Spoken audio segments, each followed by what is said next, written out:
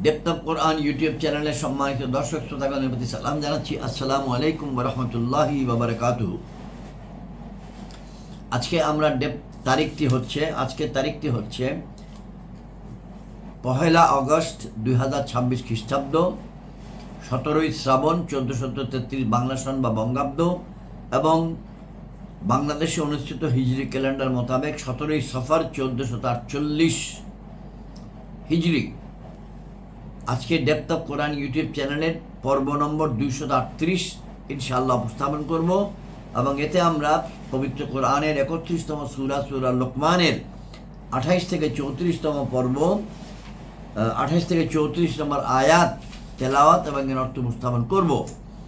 পবিত্র কোরআনের সূরা লোকমান আমরা পড়া শুরু করেছি, তেলাওয়াত এবং অর্থ উপস্থাপন শুরু করেছি 235 নম্বর পর্ব থেকে, আর এখন আমরা 238 পর্ব, অর্থাৎ 35, 36, 37, 38 এই 4টি পর্ব হলো পবিত্র কোরআনের সূরা লোকমান সংক্রান্ত আমাদের ডেপথ অফ কোরআন ইউটিউব চ্যানেলে।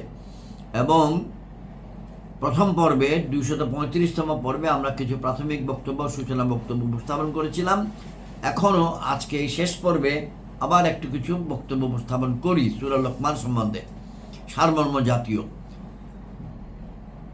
আমরা যে কিতাব থেকে তেলাওয়াত করি এবং বাংলা অর্থ উপস্থাপন করি সেটি হচ্ছে আলা হযরত ইমাম মুহাম্মদ আহমদ রেজা খান বেরলভী রহমতুল্লাহ আলাইহি কর্তৃক কৃত তরজমায়ে কোরআন নাম কানজুল ঈমান এবং হাকিমুল উম্মত আল্লামা মুফতি আহমদ ইয়ার খান নঈমি রহমতুল্লাহ আলাইহি কর্তৃক কৃত তাফসীর নাম নুরুল ইরফান, এই উভয়ের সমন্বয়কৃত বাংলা অনুবাদ যেটি করেছেন মৌলানা মোহাম্মদ আব্দুল মান্নান মহোদয়, চট্টগ্রাম নিবাসী। এবং মাঝে মধ্যে আমরা আরেকটি কিতাবের সহায়তা গ্রহণ করি, সেটি হচ্ছে ডক্টর মিজানুর রহমান আজহারি মহোদয় কর্তৃক লিখিত বা সংকলিত কিতাব নাম এক নজরে কোরআন। আমরা সূরা লোকমানের বক্তব্যে তেলাওয়াত এবং অর্থ বলার আগে কিছু প্রাথমিক তথ্য আবারও পড়ে শোনাচ্ছি।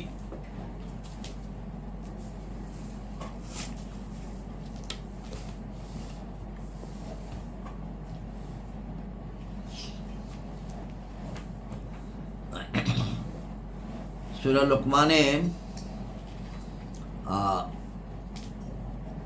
এই পবিত্র কোরআনে সূরা লোকমানের মধ্য থেকে কি কি সারমর্ম পেয়েছি। 1 নম্বর সারমর্ম পেয়েছি যে পবিত্র কোরআন হচ্ছে গভীর জ্ঞানে ভরপুর এক কিতাব। কোরআনের বাণীগুলো গভীর জ্ঞান বা প্রজ্ঞায় ভরপুর, কারণ এই কোরআন সরাসরি আল্লাহর পক্ষ থেকে নাজিল হয়েছে। আল্লাহকে একমাত্র রব হিসাবে অস্বীকার করাটাই হচ্ছে সবচেয়ে বড় অন্যায় এবং জুলুম, আর আল্লাহর উপর সন্তুষ্ট হয়ে তাকে একমাত্র রব হিসাবে মেনে নেওয়াটাই হচ্ছে সঠিক কাজ। এই তত্ত্ব, এই থিম পবিত্র কোরআন অনেকবার এসছে এবং সূরা লোকমানে বারবার এসছে। আর লোকমান ছিলেন আল্লাহ রাব্বুল আলামিনের একজন প্রজ্ঞাবান বান্দা। লোকমান আলাইহিস সালাম ছিলেন আল্লাহ রাব্বুল আলামিনের একজন প্রজ্ঞাবান বান্দা।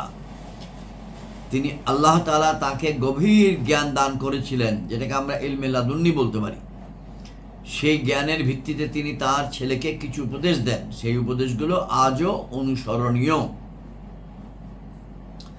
ভবিষ্যতের জ্ঞান কার হাতে? সবচেয়ে বড় প্রজ্ঞাবান তো তিনি, যিনি আমাদেরকে সৃষ্টি করেছেন, আর তিনিই জানেন ভবিষ্যতে কি ঘটতে যাচ্ছে। পবিত্র কোরআনে আমরা এই সূরা লোকমানে কি আবার ছোট ছোট বাক্যে রিপিট করি। মুমিনদের বৈশিষ্ট্য ও তাদের পুরস্কারের কথা আমরা আলোচনা করেছি। আমরা এরপরে আলোচনা করেছি অহংকারী ও আল্লাহর প্রতি বেপরোয়া লোকদের বৈশিষ্ট্য এবং তাদের শাস্তির কথা। অতঃপর আলোচনা হয়েছে গভীর জ্ঞান ও ক্ষমতার একটি নিদর্শনের কথা। চতুর্থ আলোচনা হয়েছে নিয়ামতকে ব্যাখ্যা করা আর এই নিয়ামতের জন্য আল্লাহ শুকরিয়া আদায় করার আহ্বান। পঞ্চম আলোচনা হয়েছে প্রাচুর্যে ডুবে থেকেও মানুষ আল্লাহর ব্যাপারে তর্ক করে। ষষ্ঠ হচ্ছে গোটা দুনিয়ার মানুষ দুটি পথে চলছে, ঈমানের পথ ও কুফরের পথ। সপ্তম হচ্ছে আল্লাহর কথা চিরস্থায়ী, অনন্তকাল ধরে তার কথামালা লিখে চললেও সেগুলো কখনো ফুরাবে না। এখন আমরা আলোচনা করব মানুষের উপকারের জন্য পুরা মহাবিশ্বকে আল্লাহ অনুগত করে রেখেছেন, তেমনি মানুষেরও উচিত একমাত্র আল্লাহর আনুগত্য করা এবং কিয়ামত ও দুনিয়ার জীবনের ধোঁকা সম্পর্কে আলোচনা দিয়ে এই সূরার আলোচনা শেষ হবে আজকে ইনশাআল্লাহ। একটা কেস স্টাডি। একটা সমাজকে আল্লাহ যখন ধ্বংস করে দেন, তখন একটা প্রশ্ন উঠতেই পারে যে কেন ধ্বংস করলেন, বা অথবা প্রশ্নটাকে এরকমও বলা যায় আল্লাহ রাব্বুল আলামিন কখন একটি সমাজকে ধ্বংস করে দেন। উত্তর হলো, গোটা সমাজটা যখন পাপে সয়লাব হয়ে যায়, সামষ্টিকভাবে পুরো সমাজের মানুষ যখন আল্লাহর অবাধ্য হয়, ঠিক তখনই ঘটে এমন ঘটনা। তো কিভাবে পুরো সমাজ গুনাহের আধারে ছেয়ে যায়? সেখানে কি কোনো ভালো মানুষ থাকে না? হ্যাঁ, ভালো মানুষ থাকে, কিন্তু এই ভালো মানুষগুলো থাকে নিজ নিজ ইবাদতে মশগুল, দিনভর রোজা রাখে, রাতভর আল্লাহর সামনে সাজদায় পড়ে থাকে, কিন্তু সমাজ যে এই দিকে গোল্লায় যাচ্ছে সেই ব্যাপারে তারা উদাসীন। সমাজ থেকে অন্যায় ও বিচার দূর করতে তারা কোনো ধরনের পদক্ষেপ হাতে নেয় না। আর সমাজ থেকে যখন ভালো কাজের আদেশ ও মন্দ কাজের নিষেধের প্রবণতা উঠে যায়, তখনই আল্লাহ সমাজটাকে ধ্বংস করে দেন। তাতে সেই এলাকায় যত বড় তাহাজ্জুদ গুজার বান্দায় থাকুক না কেন, এই জন্যই ভালো কাজের আদেশ ও মন্দ কাজে বাধা দিতেই হবে। এই কাজ করতে গিয়ে বাধার মুখোমুখি হলে ধৈর্য ধরতে হবে, এতে আল্লাহর সাহায্য মিলবে। আমরা পিছনের দিকে যদি ফিরে তাকাই, এই সূরার তেলাওয়াতের পর রিফ্লেকশন, প্রতিফলন, তাদাব্বুর, বর্তমানে বিনোদনের কত যে পন্থা আছে তার কোনো হিসাব নেই। ফেসবুকিং, শর্টস, রিলস আজকালকার বিনোদনের উৎস, এবং আগামীতে 1 বছর পর 2 বছর পর যার কত প্রকারের উৎস বেরোবে আমরা জানি না। অথচ এগুলো মানুষের জন্য শুধু সময়ই নষ্ট করে না, বরং দিন থেকেও দূরে সরিয়ে রাখে। আর এগুলোতে আছে অশ্লীলতার ছড়াছড়ি। এই ধরনের জঘন্য মানুষ রাসূল সাল্লাল্লাহু আলাইহি ওয়াসাল্লামের যুগেও ছিল। পয়সা খরচ করে তারা গান বাজনা আর গায়িকা কিনে আনত। তাদের উদ্দেশ্য ছিল এইসবের মাধ্যমে মানুষকে আল্লাহর পথ থেকে সরিয়ে দেওয়া, আল্লাহর বিধান নিয়ে হাসি তামাশা করা। তাদের ব্যাপারে এই সূরার 6 নম্বর আয়াতটি নাজিল হয়েছে পবিত্র কোরআনের সূরা লোকমানের 6 নম্বর আয়াত। পবিত্র কোরআনের সূরা লোকমানের 6 নম্বর আয়াত। আয়াতটা কি? ওয়ামিনান নাসি মান ইয়াশতারি লাহওয়াল হাদিসি লিয়ুদিল্লা আন সাবিলিল্লাহি বিগাইরি ইলমিন ওয়া ইয়াত্তাখিযাহা হুজুওয়া উলাইকা লাহুম আযাবুম মুহিন। এবং কিছু লোক খেলাধুলার কথাবার্তা ক্রয় করে, আনন্দ ফুর্তির কথাবার্তা ক্রয় করে, যেন আল্লাহর পথ থেকে বিচ্যুত করে দেয় না বুঝে, এবং সেটাকে ঠাট্টা বিদ্রূপ রূপে গ্রহণ করে। তাদের জন্য লাঞ্ছনার শাস্তি রয়েছে। এই 6 নম্বর সূরা লোকমানের 6 নম্বর আয়াতটির বিধান নিয়ে আয়াতটির সাথে বর্তমান সোশ্যাল মিডিয়ার অবস্থাকে মিলায়ে দেখুন, বেশি একটা পার্থক্য পাওয়া যাবে না। এই রসালো বিনোদনের পরিমাণ কিন্তু খুবই ভয়াবহ। আল্লাহ তাদেরকে অপমানজনক শাস্তি দেওয়ার ঘোষণা দিয়েছেন। সুতরাং তা থেকে বাঁচতে চাইলে আমাদেরকে অবাধ বিনোদনের মুখে লাগাম পরাতে হবে, পবিত্র ও নির্মল জীবনযাপন করতে হবে আল্লাহর বিধান মেনে।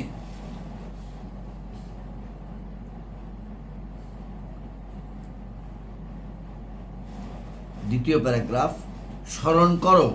এই সূরার 13 নম্বর আয়াত, পবিত্র কোরআনের সূরা লোকমানের 13 নম্বর আয়াত।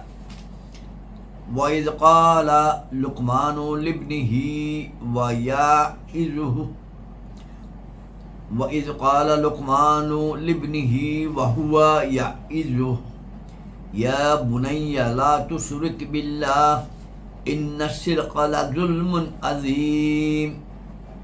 পুত্রের প্রতি উপদেশ লোকমান আলাইহিস সালাম কর্তৃক দেওয়া প্রথম উপদেশ ছিল সেটাই। এখানে বলা হচ্ছে, এটা হলো ডক্টর মিজানুর রহমান আজহারি মহোদয়ের এক নজরে কোরআন স্মরণ। এই সূরার 13 নম্বর আয়াত, লোকমান তার ছেলেকে উপদেশ দিতে গিয়ে বলেছিল, হে পুত্র, তুমি আল্লাহর সঙ্গে শিরক করো না। নিঃসন্দেহে শিরক এক মহা অন্যায়। বাবাদের জন্য এই আয়াত থেকে তাদাব্বুর করার এবং শিখার বেশ গুরুত্বপূর্ণ একটি বিষয় আছে। লোকমান আলাইহিস সালাম তার ছেলেকে আন্তরিকভাবে উপদেশ দিয়েছেন। সেইগুলো আল্লাহ তাআলা এত পছন্দ করেছেন যে প্রায় 3000 বছর আগের উপদেশ মালা হুবহু পবিত্র কোরআন শরীফে তুলে ধরেছেন। বর্তমান সময়ে সেইগুলো এখনও সমানভাবে প্রাসঙ্গিক। সুতরাং প্রত্যেক বাবার উচিত লোকমান আলাইহিস সালাম যেভাবে তার ছেলেদেরকে সুন্দর সুন্দর শব্দে ডেকেছেন সেইভাবে ডাকা, তাদের প্রতি স্নেহ ভালোবাসার বহিঃপ্রকাশ ঘটানো। এইভাবে ছোটবেলা থেকেই সন্তানকে উপদেশ দিয়ে দিন মেনে চলার অনুপ্রেরণা যোগাতে হবে। তবেই তো বড় হয়ে তারা হবে সুসন্তান। অন্যথায় আল্লাহর হক যেমন নষ্ট করবে, মা বাবাকেও কষ্ট দিবে। তাই সন্তানকে উপদেশ দেওয়ার বিষয়টা ছোট করে দেখার সুযোগ নাই।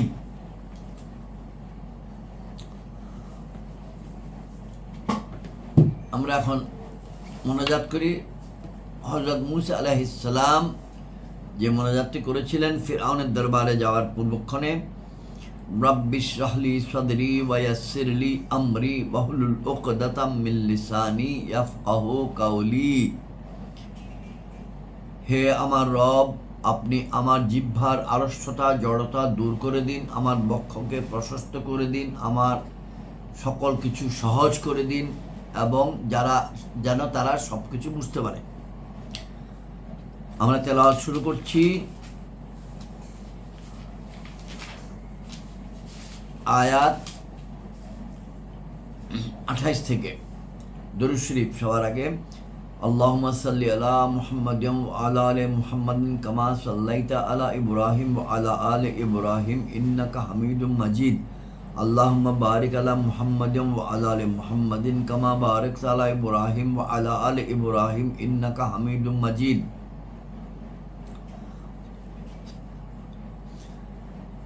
আউযু বিল্লাহি মিনাশ শাইতানির রাজিম। বিসমিল্লাহির রহমানির রহিম। মা খালাকুম ওয়ালা বা'সুকুম ইল্লা কানাফসিন ওয়াহিদা ইন্নাল্লাহা সামিউম বাসীর। আলাম তারা আন্নাল্লাহা ইউলিজুল লাইলা ফিন নাহারি ওয়া ইউলিজুন নাহারা ফিল লাইলি ওয়া সাখখারাশ শামসা ওয়াল কামারা কুল্লুন ইয়াজরি ইলা আজালিম মুসাম্মান ওয়া আন্নাল্লাহা বিমা তা'মালুনা খাবীর।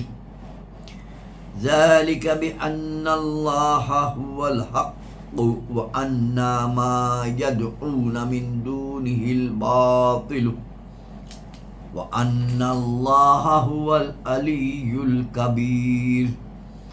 ألم ترى أن الفلك تجري في البحر بنعمة الله ليريكم من آياته إن في ذلك لآيات لكل صبار شكور.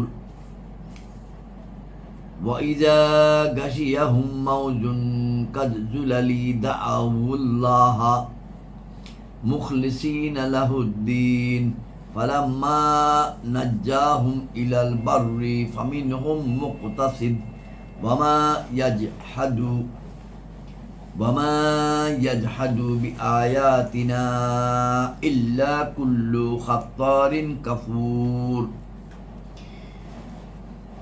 ইয়া আইয়ুহান নাসু তাকু রাব্বাকুম ওয়াখশাউ ইয়াওমান লা ইয়াজজি ওয়ালিদুন আও ওয়ালাদিহি ওয়ালা মাউলুদুন হুয়া জাজিন আও ওয়ালিদিহি শাইয়্যা ইন্না ওয়াদাল্লাহি হাক্কুন ফালা তাগুররান্নাকুমুল হায়াতুদ দুনিয়া ওয়ালা ইয়াগুররান্নাকুম বিল্লাহিল গারুর ইন্নাল্লাহা ইনদাহু ইলমুস সাআহ ওয়া ইউনাজ্জিলুল গায়স ওয়া ইয়ালামু মা ফিল আরহাম ওয়া মা তাদরি নাফসুম মাযা তাকসিবু গাদা ওয়া মা তাদরি নাফসুম বিআয়াতি আরদিন তামুত ইন্নাল্লাহা আলিমুন খাবীর।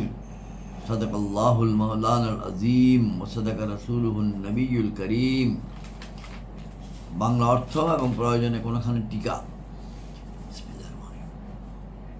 আয়াত 28 থেকে, তোমাদের সবাইকে সৃষ্টি করা ও কিয়ামতে উঠানো তেমনই যেমন একটি প্রাণকে। নিশ্চয়ই আল্লাহ শুনেন ও দেখেন। ইন্নাল্লাহা সামিউন বাসীর। ওহে শ্রোতা, তুমি কি দেখনি যে আল্লাহ রাতকে আনেন দিনের অংশে এবং দিনকে করেন রাতের অংশে, এবং তিনি সূর্য ও চাঁদকে কাজে নিয়োজিত করেছেন। প্রত্যেকটি এক একটি নির্ধারিত মেয়াদকাল পর্যন্ত বিচরণ করে, এবং এই যে আল্লাহ তোমাদের কার্যাদি সম্পর্কে অবহিত রয়েছেন। এই কথাগুলো পবিত্র কোরআনে ইতিমধ্যেই আরও অনেক জায়গায় এবং অনেকবার এসেছেন যে আল্লাহ রাব্বুল আলামিন রাত এবং দিনকে কেমনে ঘোরান এবং মানুষের উপকারের জন্য দেন, বিশ্রামের জন্য, আবার কর্মের জন্য, এবং চাঁদ সূর্য পৃথিবী কি করছে, প্রত্যেকেই মানুষের খেদমত করছে এবং প্রত্যেকে আল্লাহর হুকুমে স্ব কাজ স্ব চক্রাকারে ঘূর্ণন সব কিছু করে যাচ্ছে। তাদের অবস্থান, তাদের চলাচল সব কিছুই আল্লাহ রাব্বুল আলামিন নিয়ন্ত্রণ করেছেন। আয়াত 30, এটা এই জন্য যে আল্লাহই সত্য। যালিকা বিআন্নাল্লাহা হুয়াল হাক্কু ওয়া আন্নামা ইয়াদউনা মিন দুনিল্লাহিল বাতিলু। এটা এই জন্য যে আল্লাহই সত্য এবং তিনি ব্যতীত যাদের তারা পূজা করছে, তাদের মানে ওই আমলের লোকজনগুলো যারা কাফের, সবই বাতিল। এবং এই জন্য যে আল্লাহই উচ্চ মর্যাদা ও মহত্বের অধিকারী, আল্লাহই উচ্চ মর্যাদার অধিকারী। ওয়া আন্নাল্লাহা হুয়াল আলিয়্যুল কাবীর। আল্লাহই উচ্চ মর্যাদা ও মহত্বের অধিকারী।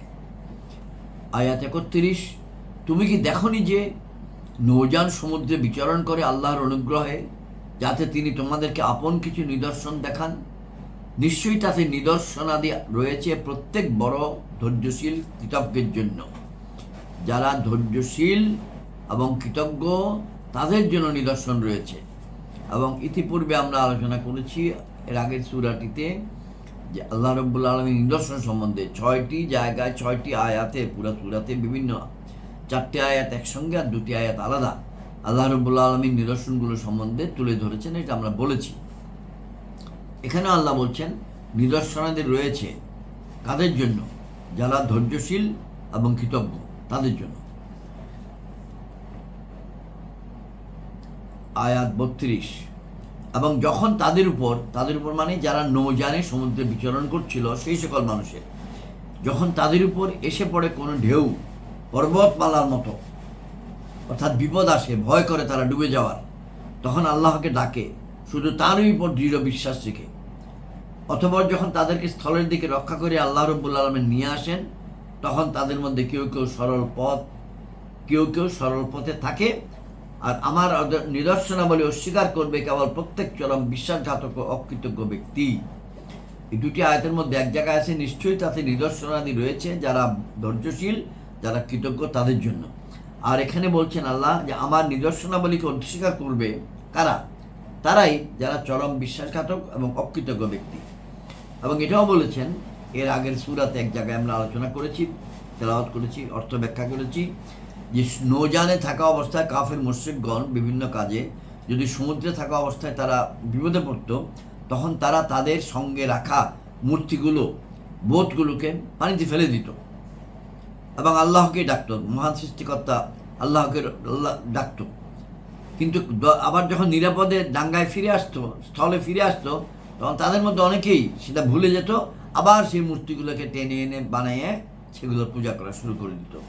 এখানে আল্লাহ বলছেন যে তখন তারা আল্লাহর উপরেই ভরসা করে তাকে ডাকা শুরু করে, অথবা যখন স্থলের দিকে নিয়ে আসে তাদের মধ্যে কেউ কেউ সরল পথে থাকে, কেউ কেউ সরল পথে থাকে মানে হলো কেউ কেউ সরল পথে থাকে না। 33, হে লোকেরা, আপন রবকে ভয় করো এবং ওই দিনকে ভয় করো যেদিন কোনো পিতা আপন সন্তানের উপকারে আসবে না এবং না কোনো উপযুক্ত সন্তান তার পিতার কোনো উপকারে আসবে। নিশ্চয়ই আল্লাহর প্রতিশ্রুতি সত্য। সুতরাং তোমাদেরকে যেন কিছুতেই প্রতারিত না করে পার্থিব জীবন, এবং কিছুতেই যেন তোমাদেরকে আল্লাহর সহনশীলতার সুবাদে প্রবঞ্চিত না করে ওই বড় প্রবঞ্চক। এখানে দুটি টিকা 72 এবং 73টা আমরা একটু পড়ে শোনাই। হে মুমিন ও কাফিরগণ, আপন রবকে ভয় করো এইভাবে যে, ওহে কাফিররা ঈমান নিয়ে এসো, আর ওহে মুমিনগণ ঈমানের উপরে কায়েম থাকো, নেক আমল করার চেষ্টা করো। এখানে আয়াতটি শুরু হয়েছে ইয়া আইয়ুহান নাস আত্তাকু, ইয়া আইয়ুহান নাস আত্তাকু, ইয়া আইয়ুহান নাস আত্তাকু রাব্বাকুম, হে লোকেরা, মানুষগণ, আপন রবকে ভয় করো। তো এখন মুমিনগণ কীরকম ভয় করবে এবং যারা মুমিন না কাফের তারা কীরকম ভয় করবে সেটার ব্যাখ্যা বলা হচ্ছে যে, হে কাফিররা তোমরা ঈমান নিয়ে এসো, আর হে মুমিনগণ ঈমানের উপরে কায়েম থাকো, নেক আমল করার চেষ্টা করো। আর আয়াতটিকার পুত্র এবং পিতা পারস্পরিক উপকার এ প্রসঙ্গে এই আয়াতটা কাফিরদের জন্য। মুমিনদের সন্তানগণ যদি মুমিন হয়, মুমিনদের মুমিন সন্তানগণ ইনশাআল্লাহ উপকার আসবে। মহান রব এরশাদ ফরমিয়েছেন 43 নম্বর সূরা আয়াত 67-তে, বন্ধুবান্ধবগণ সেদিন একে অপরের শত্রু হবে এক্সেপ্ট কিন্তু মুমিনগণ। আর 52 নম্বর সূরা 21 নম্বর আয়াতে আল্লাহ রাব্বুল আলামিন ফরমাইয়েছেন যে, অর্থাৎ তাদের সাথে তাদের সন্তান সন্ততিকে মিলিত করব এবং তাদের কর্মফল আমি কিছুই হ্রাস করব না। ওই সূরাগুলি যখন আসবে তখন আমরা ইনশাআল্লাহ এটা আরো পড়ব। আয়াত 34, নিশ্চয়ই আল্লাহর নিকট রয়েছে কিয়ামতের জ্ঞান এবং বর্ষণ করেন বৃষ্টি এবং জানেন যা কিছু মায়েদের গর্ভে রয়েছে, আর কেউ জানে না কাল অর্থাৎ আগামীকাল কি উপার্জন করবে এবং কেউ জানে না কোন ভূখণ্ডে মৃত্যুবরণ করবে। নিশ্চয়ই আল্লাহ সর্বজ্ঞাতা, সব বিষয়ে খবরদাতা। ইন্নাল্লাহ আলিমুন খাবির, ইন্নাল্লাহ আলিমুন খাবির, ইন্নাল্লাহ আলিমুন খাবির। আজকের আলোচনা এখানেই শেষ করছি এবং এর মাধ্যমেই সূরা লোকমানের তেলাওয়াত এবং অর্থ উপস্থাপন শেষ হলো। আগামী পর্বে অর্থাৎ 239 নম্বর পর্বে আমরা ইনশাআল্লাহ সূরা আস-সাজদা তেলাওয়াত এবং শুরু করব। আসসালামু আলাইকুম ওয়া রাহমাতুল্লাহি ওয়া বারাকাতুহু।